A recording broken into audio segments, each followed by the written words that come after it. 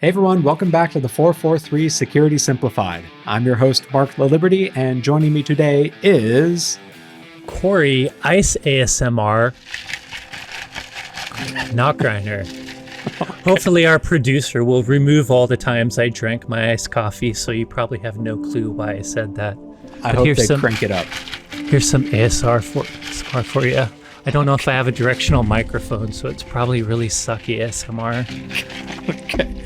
Before Corey continues, oh man, today we're going to be talking about the latest and potentially serious vulnerabilities, as well as 2 research articles from Microsoft. And before Corey takes another drink, let's go ahead and spar away in.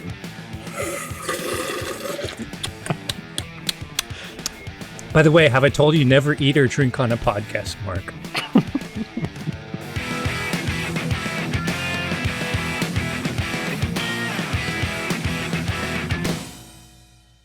So let's start with the first story, which, man, when I saw this one pop up, my very first thought went to like, oh crap, here we go again.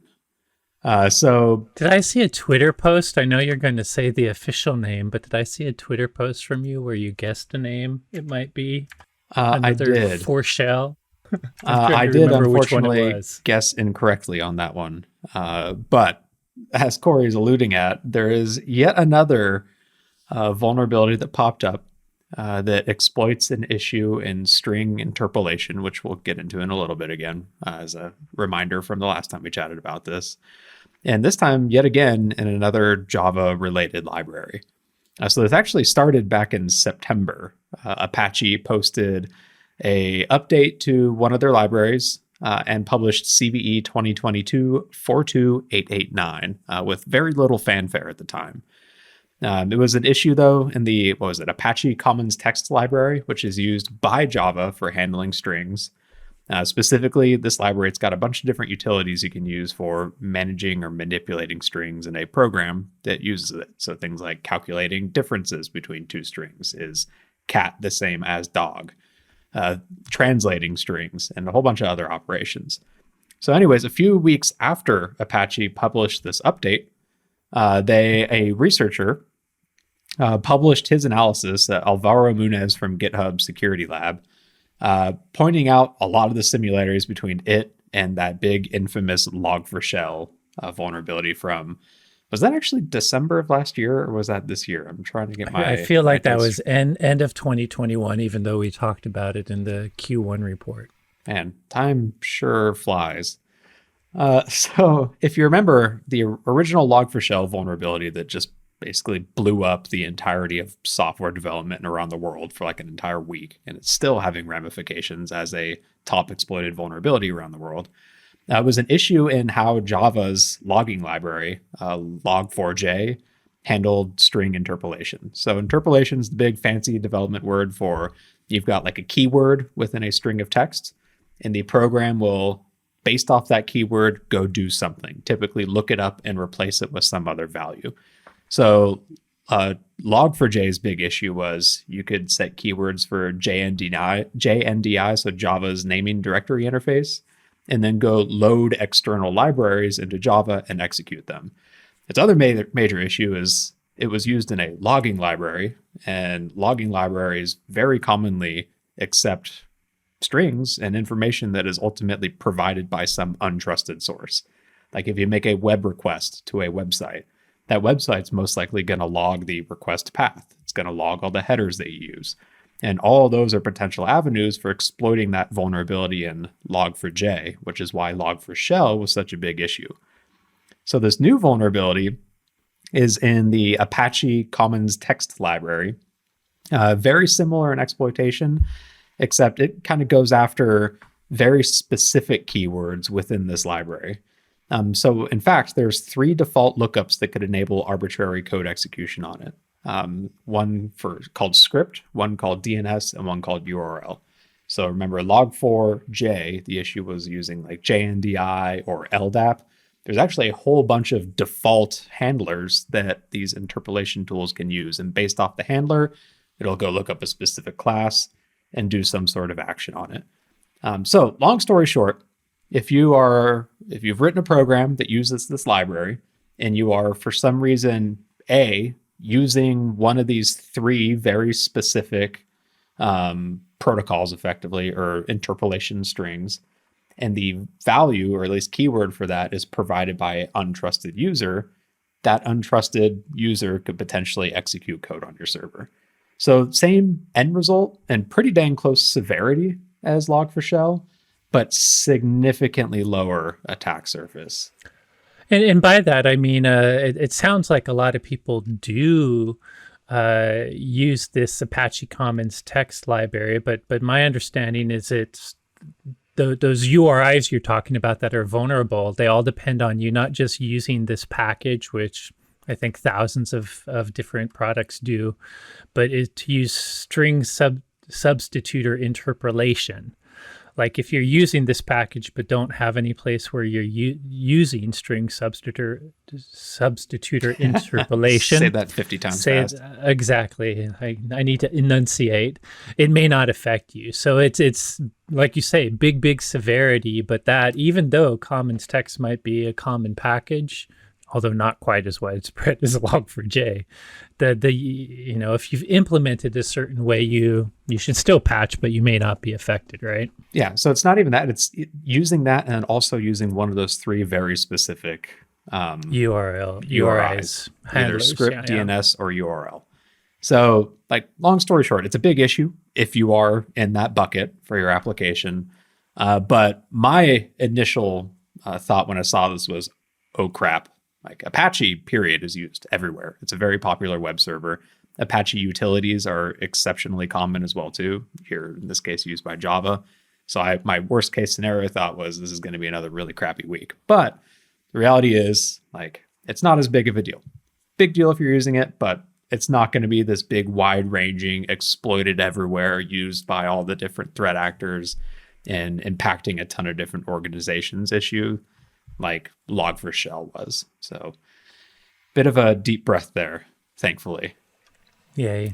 Either way, though, if you are a software developer and you are using that class or library and you are using one of those vulnerable URIs, this is absolutely something. Well, I'd simplify it and just say if you use if you use that anywhere, whether or not you use the URI, just patch it. Just patch. TLDR is if you use it, patch it. It may not affect you as much as others, but patch it anyways. Honestly, that's a pretty good response to just about any major vulnerability like this. Exactly. If you use it, patch it. In fact, maybe you should make an entire policy and program. We need merch. We need the 443 merch, and that will be like our first t-shirt hoodie. If you use it, patch it. I like it. We're going to run with that. Let's see what we can get spun out from that one. If you use it, patch it. That's great. Anyways, so moving on to the second story, and this is actually one of two out of Microsoft.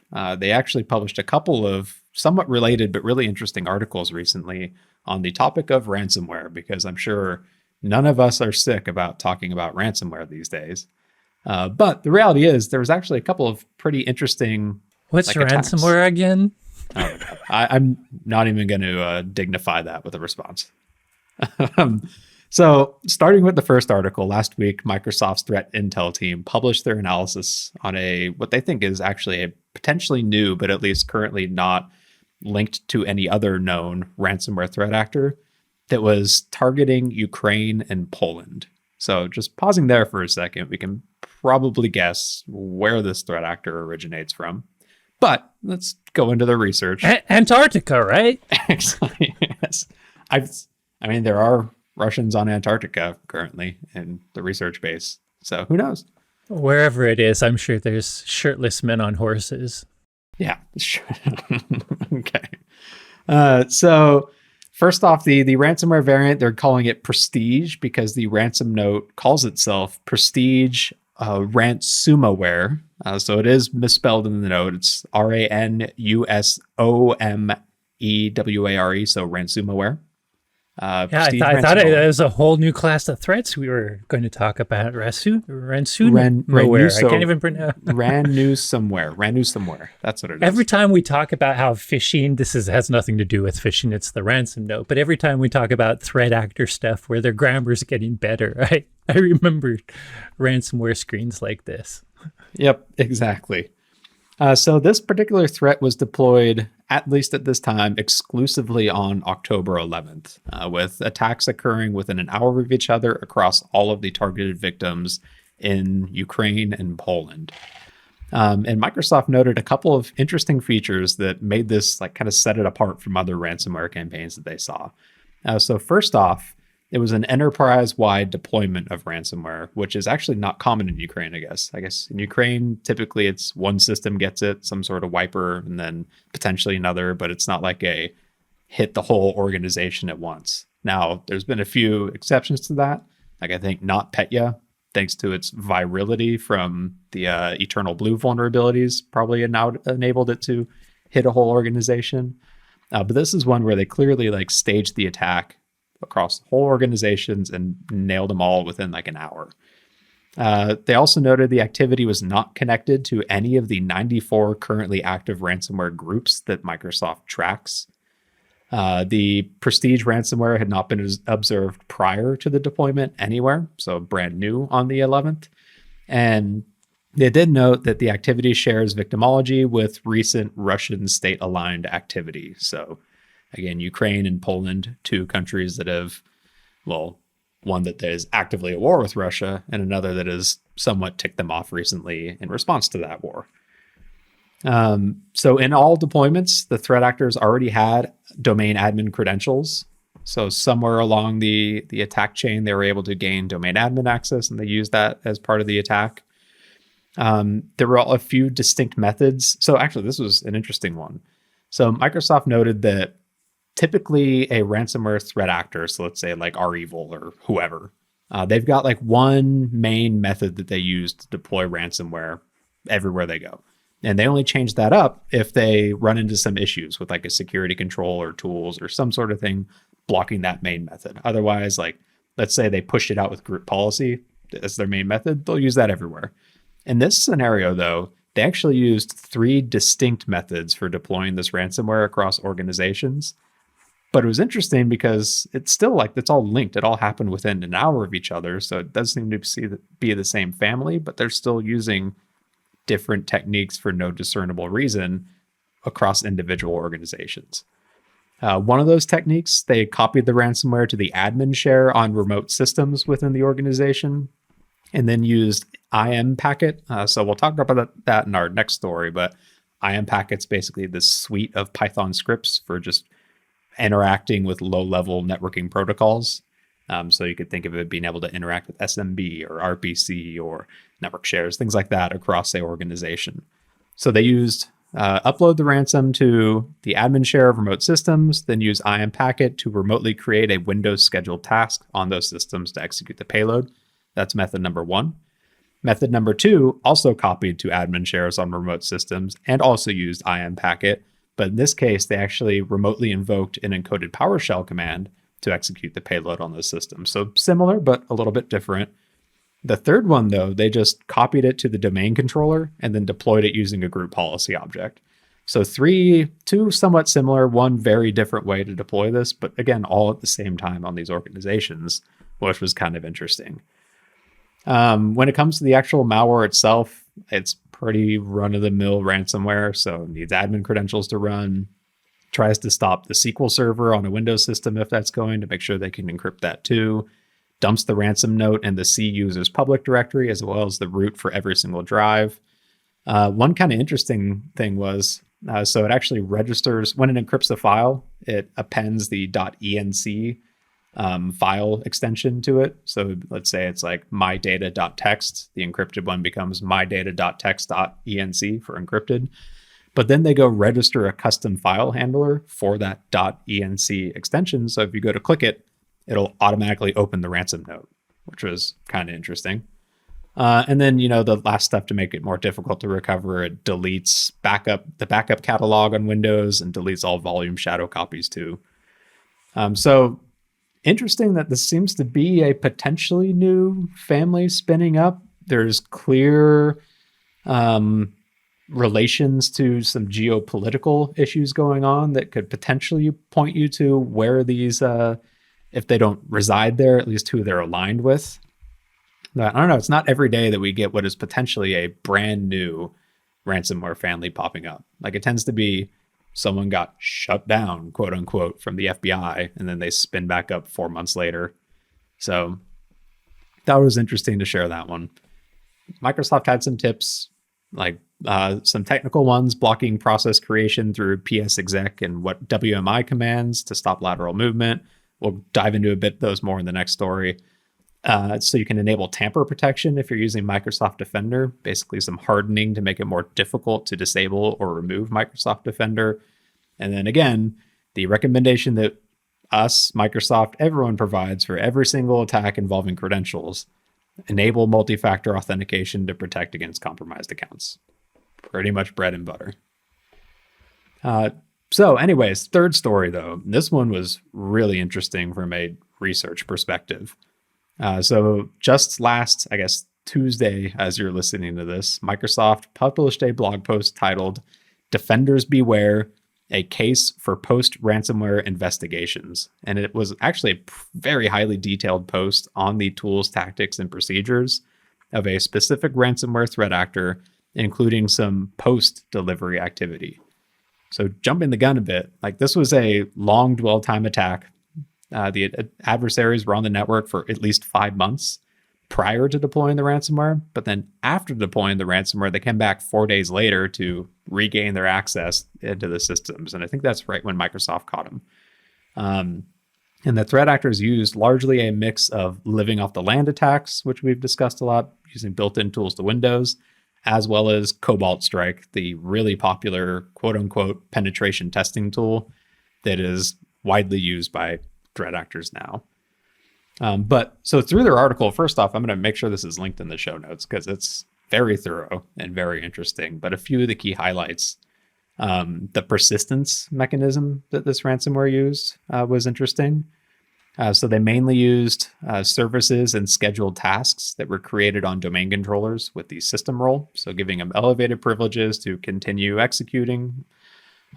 These services and scheduled tasks would launch Cobalt Strike using other malware. So they installed this malware payload called Termite, which is basically a loader. And they would use a exported function from the Termite library in order to then launch Cobalt Strike. They also installed OpenSSH on these domain controllers and created a scheduled task to connect back to their command and control servers over TCP 443, so HTTPS instead of SSH. They enabled port forwarding back through that tunnel to allow this connection to go. But one of the big standouts is they actually created SSH keys for all the privileged accounts they had access to, so that when the victims in this case went to go reset passwords, those keys were still there. And so the attackers could still authenticate to those accounts using SSH keys instead of the passwords that they now no longer had. So like pausing for a defensive tip, if you're a defender, as part of a ransomware investigation, make sure they haven't added private key authentication to any of these accounts. And if they have, make sure you revoke those so they can not just keep authenticating after you think you've cleaned up after the incident. Lateral movement, there were some interesting technical discussions in here. So they used IM packet that we mentioned just a bit ago. It's basically a big suite of Python scripts. You can find it on GitHub. Lets you work with different network protocols, primarily for Windows, but other operating systems too. They used it to run like PowerShell commands on remote hosts. They also, interestingly, so they would use it to test a remote host to see if it could ping the command and control server before deploying a Cobalt Strike on it.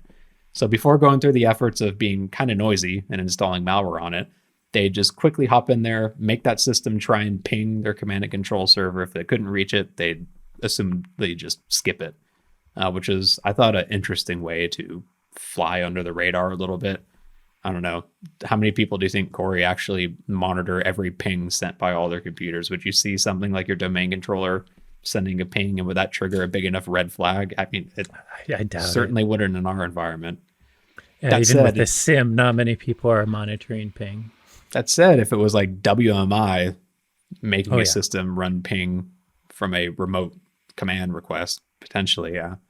By the way, the one thing I just want to mention is the idea that state-sponsored attackers aren't magicians. While sometimes they have zero-day and custom code, you're hearing the use of lots of public well-known tools. You mentioned Cobalt Strike. That's a paid-for commercial tool, but it's a public. It was made for good guys. We see a lot of bad actors use it too. But and then you mentioned Imperf. I don't have it in front of me, but the in Packet.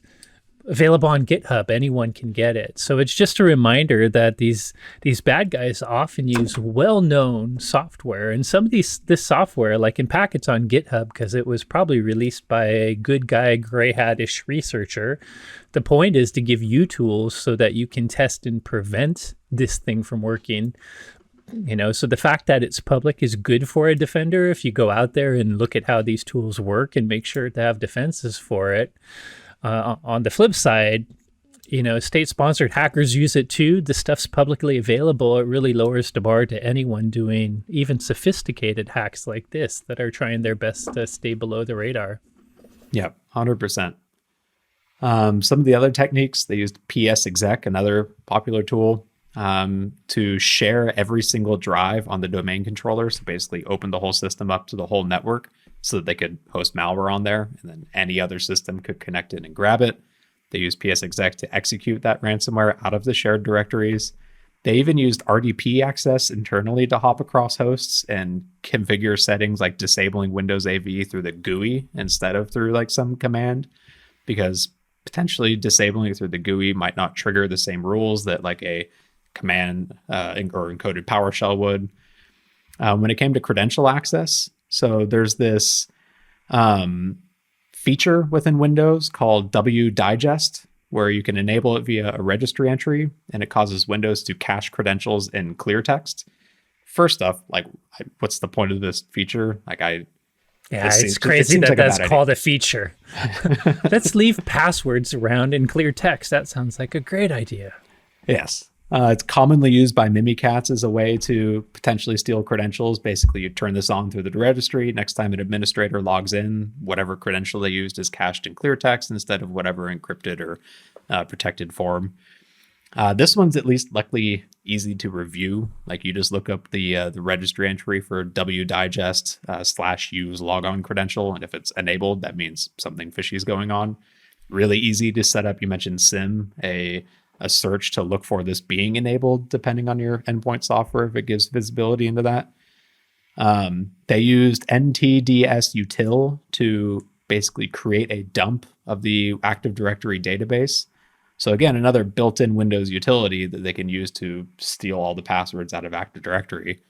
By the way, I've said it before on previous podcasts, but all of these living off the land executables that often come with operating systems like Windows. If you go to lolbas.org, it's an interesting site that keeps track of all the things like, certutil and the one that others that Mark just said, or maybe it's lolbas.com, but it's living off the land binaries basically. So there's a huge list of hundreds of like Windows executables that have perfectly legitimate purpose, but bad guys use as well. I bet VSS admin is on there because they use that to create volume shadow copies of the whole domain controller. Basically, by default, you might not be able to view certain files like the registry hive on the file system, but using this, you can actually view it through the shadow copy. And then they had another interesting method of disabling antivirus on the system. So most AV products these days have some form of like anti-tampering built in. Like, as a just normal, even administrator, you can't always disable them. Like, if you've got WatchGuard EPDR, I think it's like a password protected feature where you have to be able to enter the password in order to do it. But at a minimum, like, most AV makes it really difficult for even other elevated processes to disable or remove it. So what these attackers did is they actually brought their own driver with them, which was ironically enough, anti-rootkit driver from Avast that had a vulnerability in it that basically allowed them to issue their own commands then with kernel level privileges. So on a system, you've got, normal user privileges. That's just me logging in. If I need elevated privileges, it's going to be local admin or domain admin or even system. But one step above that, your drivers have kernel level privileges. And so they would install, as an admin, you could install a new driver, especially if it's signed like this one. So they brought their own driver, installed it, and then through that driver, they could then disable antivirus products with these kernel level privileges, which is pretty interesting. So like long story short, that was honestly really good write up by Microsoft. Some pretty cool TTPs from a research perspective. It really sucks for whoever the victim was in this case. But I thought like the bring your own driver thing was really interesting. And then again, just seeing all those living off the land tools, the executables built into Windows or freely available from GitHub and stuff being used by adversaries out there. From Microsoft's perspective, they gave some defensive tips, things specifically to look for if you've got your own SOC or if you are a MSSP working with a customer. Like look for SSH installed and executed with system privileges. Look for drivers in weird places like the Windows or temp directories. Look for admin accounts creating services that execute as system. Look for copying from remote shares, unauthorized usage of psexec or ntds.dit dumping, so dumping the database using those tools, and looking for AV tampering along the way too. All good tips, pretty technical compared to what we usually get of patch and install MFA. I would say tips that a lot of people won't even know how to do without the having the controls. A shortcut is use endpoint detection and response software. Your options, you can definitely use ours, WatchGuard EPDR or 8360, but there's others out there. Know a lot of traditional antivirus, sometimes called endpoint protection. That's all about preventative anti-malware, post-execution, trying to block stuff from even getting on your system or getting rid of it the moment it lands. But this type of evasive malware using living off the land and other tricks requires things like exploit prevention, looking for inline memory injection, things like what we call our contextual engine, where these legitimate Windows applications are being used, including PowerShell and command line, and not just allowing that because it's legit. EDR solutions will pay attention to what happens in the PowerShell and perhaps trigger if it sees malicious type of activity there. And a lot of the exploit protection, they bring their own drivers. We bring our own drivers too. Having kernel level privileges is a common thing that rootkits try to do to evade security software. Sometimes doing kernel level calls gets past the detection technology. But if you have a kernel level driver, you can see some of the kernel activity. So all the technical tips in Microsoft things are cool. I assume not many people would know how to action that, but I would say that the average EDR software, while never perfect and might miss some things, will be looking for some of these more evasive techniques, and much more than the average EPP software alone would. Yeah. And I think the big overarching takeaway from this one too was these attackers, they were there for 5 months setting this up, scoping out the LAN, deployed ransomware, but then were able to come back 4 days later because of some of their persistence mechanisms.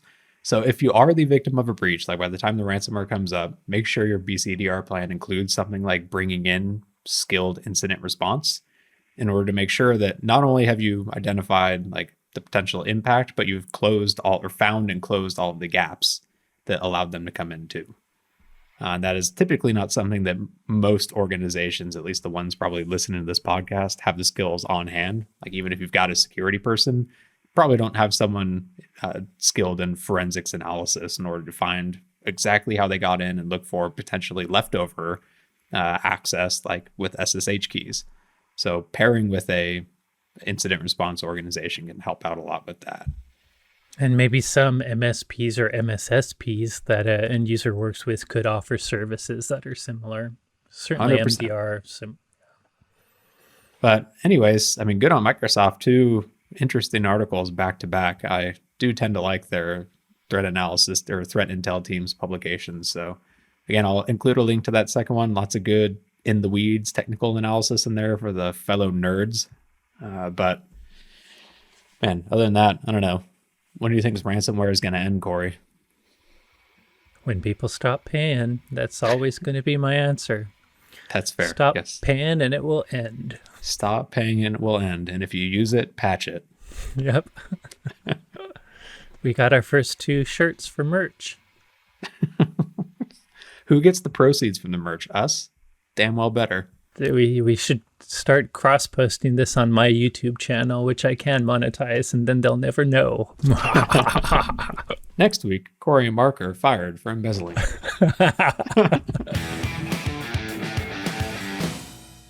Hey everyone, thanks again for listening. As always, if you enjoyed today's episode, don't forget to rate, review, and subscribe.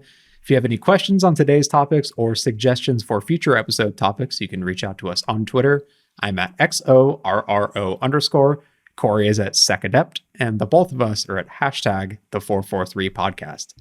Thanks again for listening, and you will hear from us next week, hopefully with less ice. I thought you were going to tell him to submit the suggestions to that suggestion box over there right above the trash can shredder. No, I actually want suggestions. Yeah, reach out to us. We're lonely. Mark needs some more hashtags in his life. No, I do not.